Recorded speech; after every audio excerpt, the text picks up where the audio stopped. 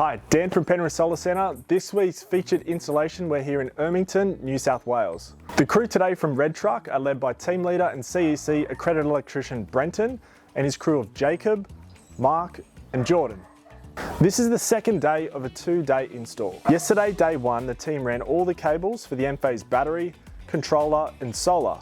Despite an unconventional switchboard, the crew ran all the cables under the house and required a little bit of concrete cutting to get that done. Now this site has a granny flat with its own meter, which means the solar power and the battery from the house is only to be consumed by the house. However, if the granny flat ever needed, it can have its own system and battery in the future.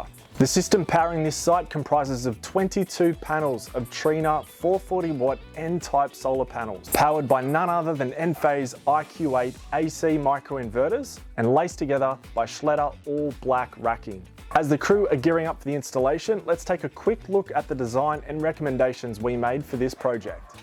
For maximum production all year round, we start this design by filling the northwest roof with 8 panels. There are a few obstacles on the roof for our crews to work around, including a chimney and a solar hot water system which the homeowner wants to retain.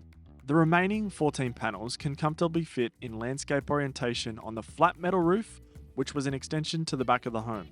This array is west facing and will do all the heavy lifting in the late afternoon, which is great in summer to keep that aircon running from the sun. On top of that, any excess production will charge the Enphase battery.